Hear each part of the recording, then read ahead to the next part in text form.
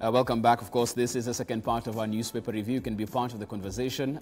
You can get me at I am Jeff Mote or at KT4TV. Don't forget, you can get yourself a copy of your People Daily in case you missed one at your vendor. The number that you dial, *550*4#. Once again, it's *550*4#, and you get it straight to your phone, all courtesy of the People Daily and Safaricom. As we wake up today, we're waking up to possibly the launch of the signature collection, but that has since been cancelled overnight. And as questions abound and speculation happens as to why this took place, different politicians are speaking about their take on this particular issue. And one especially consistent, Dr. William Ruto, as Deputy President, spoke about where this process was going as far as the referendum is concerned and the BBI process as a whole. Take a listen. Let me say this. It is now, unfortunately, very clear that there are people who want a divisive referendum, and us versus them. A yes-no referendum, not because they are interested in what will come out of this document, but they are running this divisive agenda because of political reasons targeted at 2022, so that we can have sides, we can have this group and that group. And I want to ask Kenyans not to participate in this divisive agenda. Let us. Okay, there you had it, asking Kenyans not to participate in this particular divisive agenda. Gabi, do you think that was at the point, that's a straw that broke the camel's back? Yeah, well, you see, there's something that Senator has said, and what Senator has said is that politicians sometimes do get carried away, and most of the time when you listen to them, you can really get lost.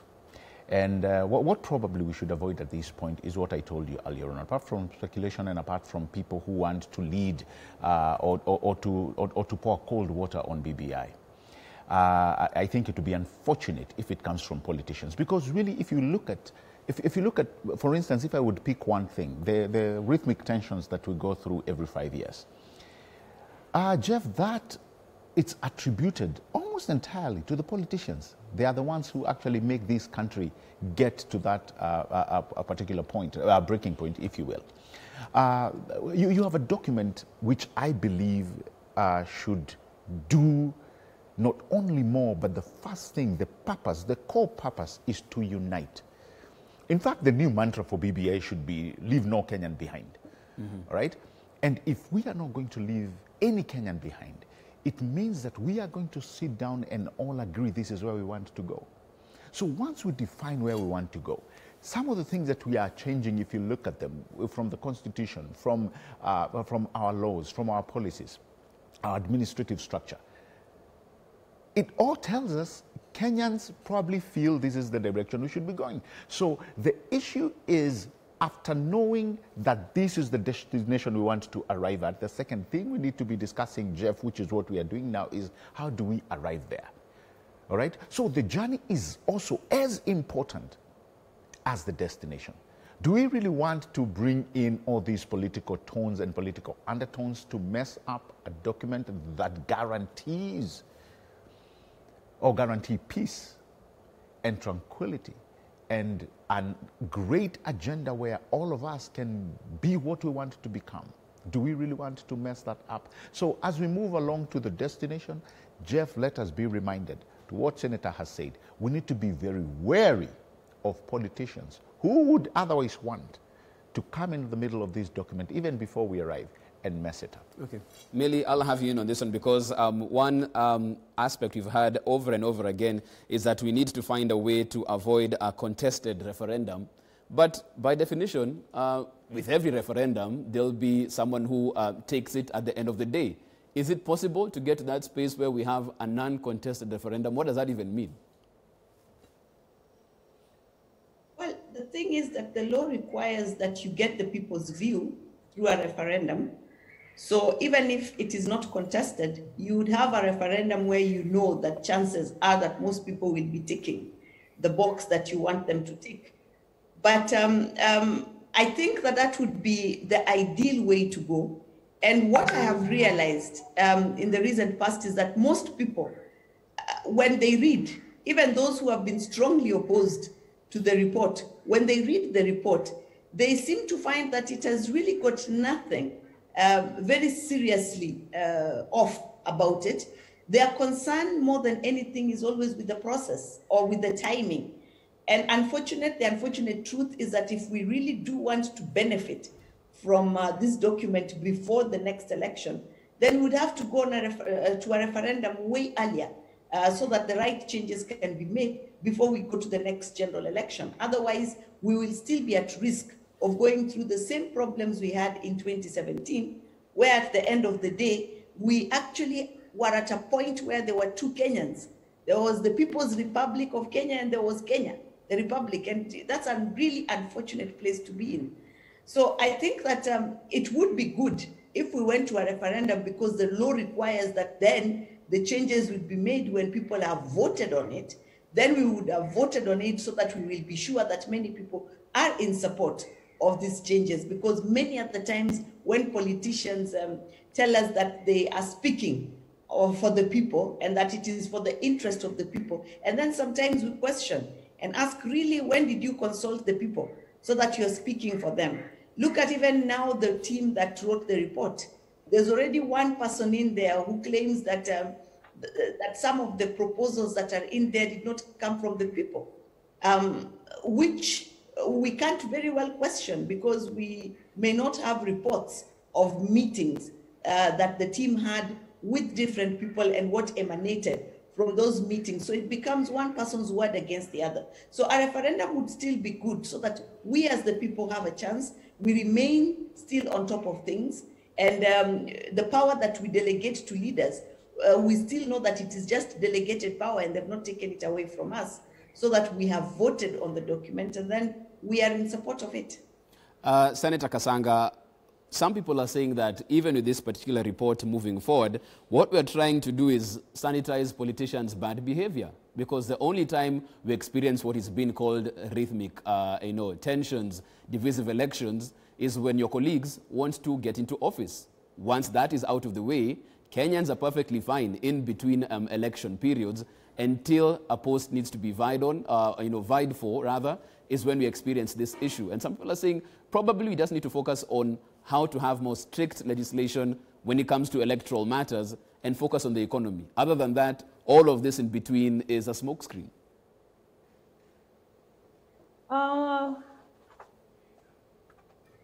Let me address that maybe in 2 or 3 parts. Number one, I'll go back a little bit to the Deputy President's comments that he has made there on the divisive elections due to political, the push for a divisive referendum because of certain political interests in 2021. And I just want to say this, and I hope it will help to answer your question. Of course, any person who is interested in politics and leadership through politics will look for any avenue, where they can benefit and where they can finally get what it is that they want. So it is expected that this process also has to be politically driven, because there are people who are seeing an opportunity for themselves come 2021. That we cannot rule out. It is the politics that we have, it is the politics of our country, and more importantly, it is how politics is worldwide. Politicians are always looking for opportunities where they can get them. But now we need to look at the bigger picture. For instance, I'll tell you this. Right now, the way Parliament is constituted is not working. We are not doing our oversight role. And in fact, since the handshake happened, and now we are all in government, even now, Wiper, we're in government, we're in government. So we are not checking government the way it is supposed to be checked, because we have lost a strong opposition. Okay, we seem to have a small technical hitch there. We'll get her back on that. Let me come to you, Gabby, on this very quickly, because even as she puts her point across with politicians looking for opportunities, which is fine, but at the end of the day, when you look at this particular document, and once again, the crux of the matter, what happens to the number 2 in this particular race? Right. He can't go home with the constituency that he's brought. But going into the race, you should all be cognizant that if you don't get it, then you go back home. You don't need to rewrite the constitution so that you get something. You knew that as you went into the race. You see, Jeff, I think that is something our politicians have not overcome.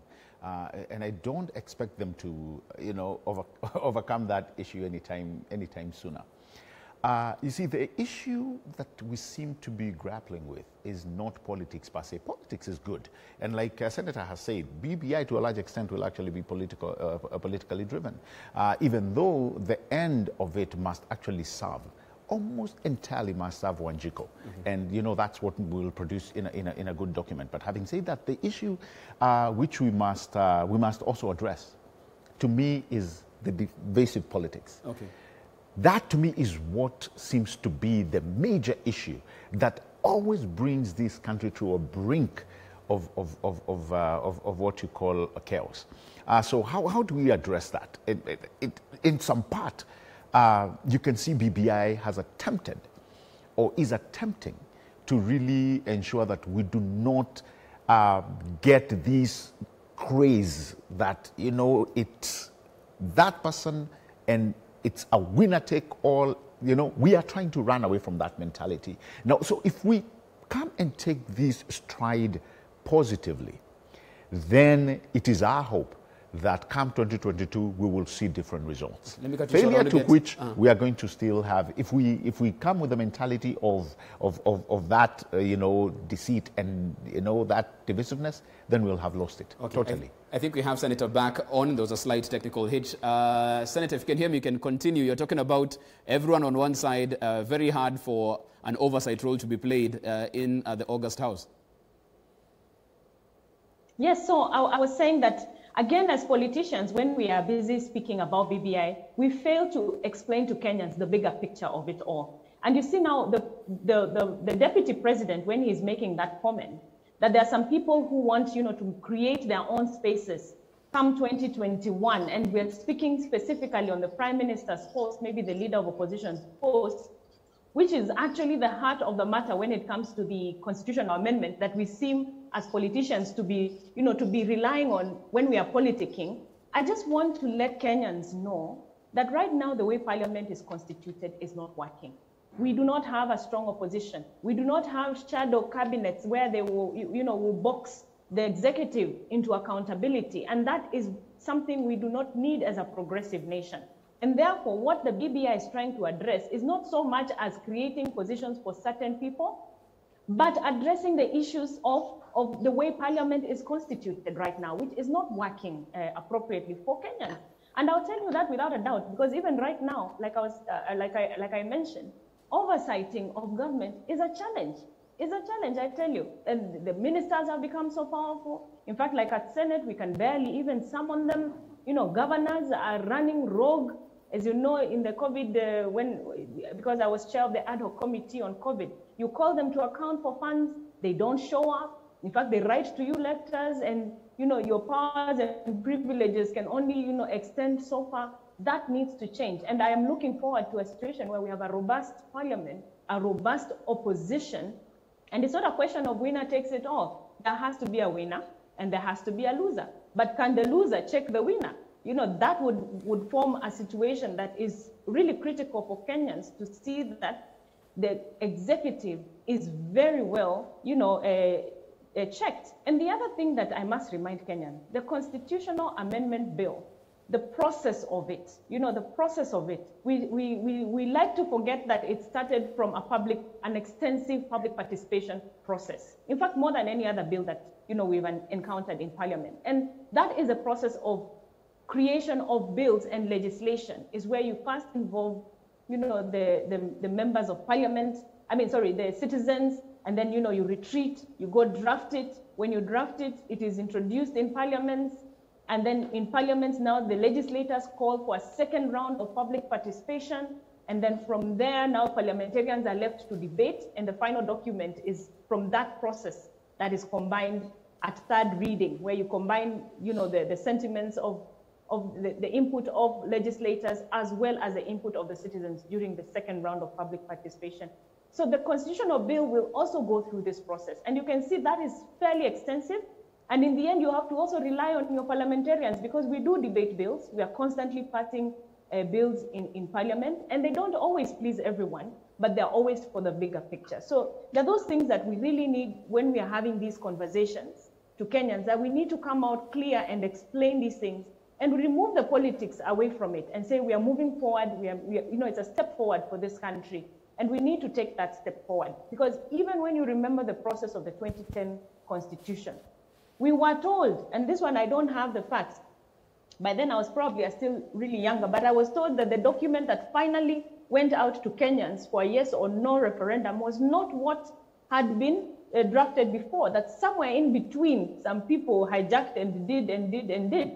So again, we are still enjoying some of that which was finally brought to us. So again, we can't have 100%, but we can have 60, 70%, which in my view is one step forward towards the right direction. Okay, Senator, very quickly, before I leave you and get to Millie, a quick Oversight 101, just probably you could explain to Kenyans on this one, because we remember during the first task force of the BBI, there was lots of talk on how much money had been spent by the task force, billions of shillings had been put out. Then the Joint Secretary, Martin Kimani, came and said that it was probably around 100 million Kenya shillings for that. As we get into what seems like this second phase of the BBI process, with a new secretariat formed, with Parliament being the appropriations house, that's where all the money comes from, do you have any idea how much you've appropriated for this secretariat moving forward with the duties it's been given? Oh, no. I don't have that information. I don't have that information at all, but I'm sure it's information that is going to come, of course, in the fore. Again, all these budgets are usually passed at Parliament, so it should be in the public domain, within no time, but I don't have a comment on the cost of that. Okay, fine. We'll leave it at that as we wait for that particular information to be put out. Millie, I'll come to you as well, because we're looking at a situation where we have the secretariat formed. And interestingly, yesterday, I had Honorable Ole Sankok in studio, and we're looking at the formation and that particular secretariat and the members in that particular team. And from there, he already had an issue and said that it looks like it already isn't inclusive. He was looking for a member of the youth. They didn't have that. Someone living with disabilities didn't have that either. And then again, he asked, then what is the spirit behind the BBI if from the secretariat level, they're already dropping the ball? I have a concern sometimes when we cannot separate the issues between the physical inclusion of all persons vis-a-vis the inclusion of the issues that are of concern to that group of persons. It may not always be possible. It would be ideal if you would have a woman, you'd have a person from a marginalized community, you'd have an elderly person, you'd have a youth. It would be ideal if you would have all those people within the secretariat. But if it is not possible and their issues are concentrated and there's a reference group that would be sought. I mean, look at what the Committee of Experts did with the many documents that we had towards development of a constitution. They went and looked at these different documents, and then they formed different reference groups in 2010 before they came up with the constitution that we currently are enjoying, so that those reference groups will be able to give you input into those special interest categories that may be missing. Because remember that this, as has already rightly been said before in this show today, is largely a political process. And it has got tight timelines as well. And the interest of ensuring that certain agendas move within a specific time. We know, for example, that already there were those calls by some of the politicians saying that, no, let's continue to talk, and it was shown that it was just a strategy to buy time. That it may just not be in the interest. And when you scrutinize further the input that they were asking to be included, it may not necessarily have been input that requires further consultation.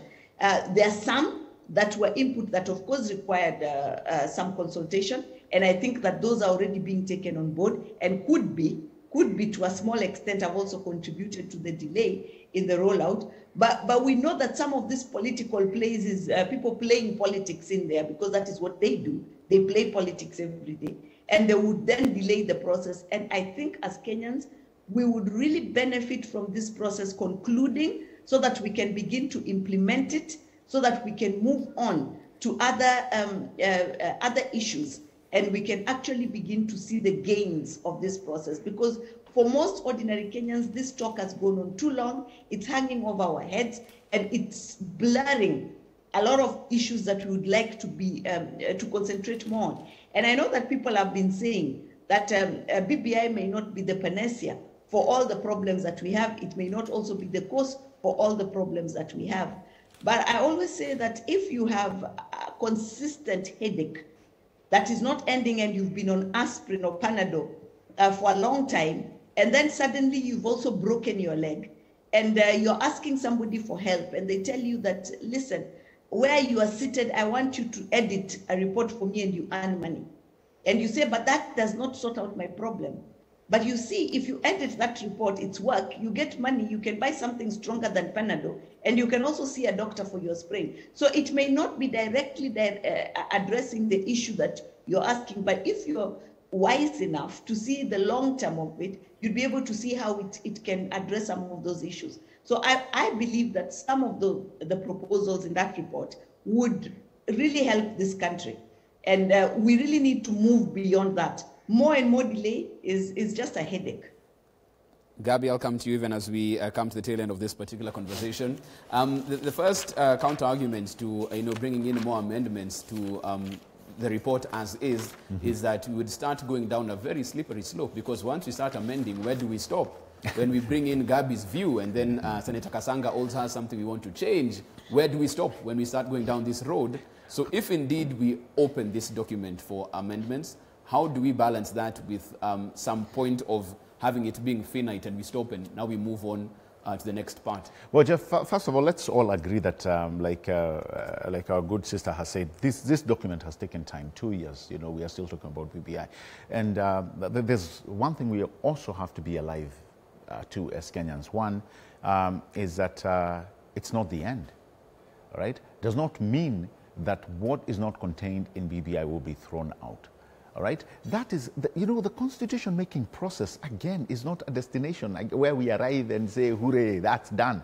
No, we will continue amending our constitution for years to come. All right, so it is only right for us to understand two things. In constitution-making, like what Senator Kasanga said, not every person will agree with you. You won't have 100% on board consensus. You'll have people who say, no, I won't even vote for it. And if it goes to a referendum, these two factions will actually show up. You will have those that are for it and those that are against it. You've seen many groups that have come out, the churches. Just the other day, you saw the Catholic bishops. They said, we have an issue with the governors. There are issues that they still have with the same document, yet most of them seem to support it. So I do not think, or we should not go to this situation whereby it's now or never. No, we need to treat it just like any other constitution making or constitution amending movement. Years from now, there are things we'll be tweaking. Look at how we passed the security bill, did we not? All right, as crazy as it was, you remember, there was a time even the president could not go and give the State of the Nation address in Parliament because people were, whistling. They were all over making noise and what have you. But there were bills that passed, some that were very unpopular, if you will, at that particular day. But look where they have brought our country. All right, we are better off, and that's why, Jeff, I keep insisting. Let us not look at this document with the negative eyes that many people want many Kenyans to do. Let us come with an open mind and in full realization that what doesn't work, we change. This document is not, when we are coming to change our constitution, it's not that it must be right. That's the other thing. We must not get it always right because we will never will. All right? So as we move along, let's have an open mind. What works, we embrace it. What does not work, we change. Okay. That is how economies are built. Senator Kasanga, I'll come to you even as we wind up this particular conversation and speak to currently where you are in the Senate, but also on one of the items in the report, rather, talking about, having that zebra formation when it comes to governors and the deputies, making sure that it's either male or female in both of those posts. both of these issues have gotten quite a pushback from male politicians. Then they don't want to have deputy governors who are females as the running mates. They're opposed to having female senators in the House as well. Do you still feel optimistic if we open up this report for amendments, those particular clauses will still remain even after the process is done? I'm not sure if they will remain, but I would love them to remain, honestly. You know, I've had this conversation even in Senate the other day. You know, there are senators who are saying there's no need for bringing 47 women into Senate. What are they going to do there? Only one person can represent one county. So that's one delegation. How will voting be done if there are two? You know, all those complexities you'll hear being brought in as excuses as to why women should not be included. And I say, come on, you guys. There's one time there was no Senate, then suddenly there was a Senate. They came in, they figured out how they were going to work. What is so difficult about bringing the women in and then figuring how to work? I think the whole essence of the gender principle, first, of course, is to give women a platform, because right now it is not a level playing field on the ground. You know, many people will say, no, let the women fight it out the way it's done in the US or in the Americas and the Britain and, you know, all those more mature democracies. But we don't have the same playing field here. I mean, we are still pushing for girls to go to school. We still have girls who can't attend class because they don't have sanitary pads. You know, we still have challenges with maternal health care, you know, and things like that. We are not on the same level playing field. And the whole essence of the 2/3 gender principle was to give women that, you know, that stepping stone so that they can come up into leadership. And at a time when now it will all be level for everyone to be able to, you know, to compete fairly in parliament and in legislation and in leadership.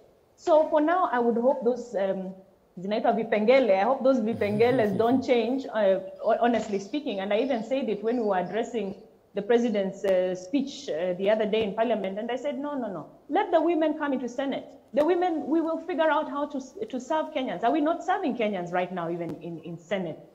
So there are many ways we can serve Kenyans. The argument that, you know, the women representatives will be removed from National Assembly and brought into Senate is not a fair analysis of what is trying, you know, what this constitutional amendment is trying to do. It's people trying to, you know, explain it to Kenyans in a manner that is, you know, defeating, in my opinion. Just because, you know, the women in the National Assembly, the National Government Affirmative Fund is not reflecting that it will still be there. You know, that it's a bit silent on those issues of the, what they call NGAF and CDF, and then saying that those women are going to be brought so they will be powerless. You know, there's power in oversight. I think even there's more power in oversight than even in that GAF fund that the women have. If we can come and make sure that the 8, 9, 10 billion Kenyan shillings and more, because you know, this constitution is pledging for more money to go down to the counties.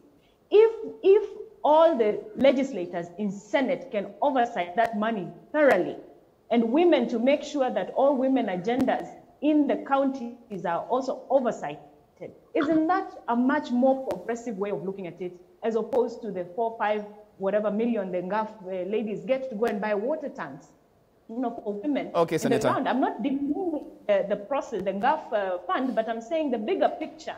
It's the bigger picture that we are failing to explain to Kenyans, that even oversighting is a very major function of legislators. Okay, and Senator. Even as women, I'll have to cut you short. Okay, Senator, I'll have to cut you short because of time on that. Millie, I'll come to you. 5 seconds as we close on this one. Time really isn't on our side. As we wait for what will transpire from this, in 5 seconds, what are you looking at to see if indeed changes, if they indeed bring any changes to the report? What's your eye critically focused on? I am just hoping that we will not lose the women in the Senate. I say this because round 1 of the 47 women at the National Assembly was a big disappointment. The first thing they did when they went there was to say they did not want to be called women. They changed the name. Subsequently, we have seen little results out of that. The women we had in the Senate from round 1, we had one come and buy as an MCA subsequent to having been exposed to a political seat. We had others vie and come back to the Senate as elected senators. They have been able to remain sober and focused. They have held women's or promoted the women's agenda high.